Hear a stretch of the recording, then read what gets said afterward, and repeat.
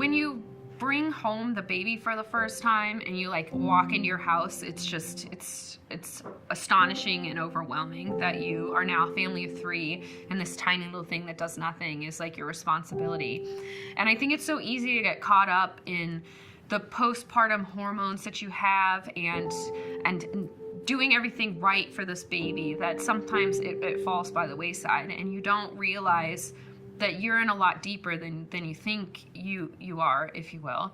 So with me, with my first, I didn't know I had postpartum depression until like much later, where I would review some of the things that I did like right after she was born, and I would talk to my mom and my sister and my husband and go, oh, really, like that happened? And I didn't realize that. And that in itself is scary, because if you're suffering through something like that, you need a good base to like bring you out of it. And thankfully I did have my family bring me out of it.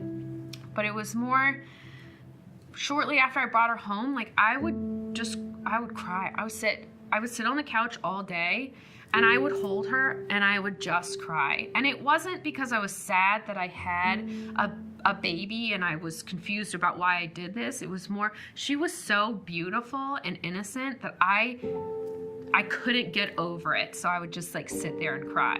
And then my mom would come in and be like, when was the last time you ate? When was the last time you showered? When did you put her down? And I couldn't put her down, because that would be neglecting her.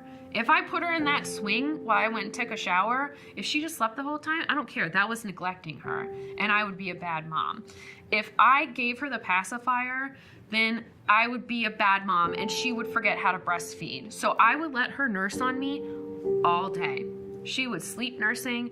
She would be awake nursing. I would have no time where she wasn't nursing, and that in itself is an exhausting process.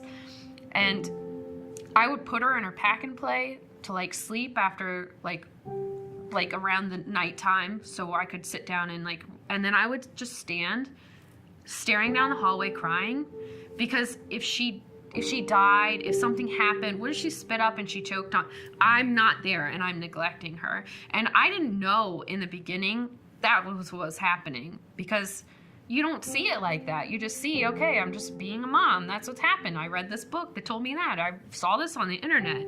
But that's a version of postpartum depression, where you're sitting up all night crying, you're sitting up all day crying, you're not taking care of yourself, you're not doing what you need to do.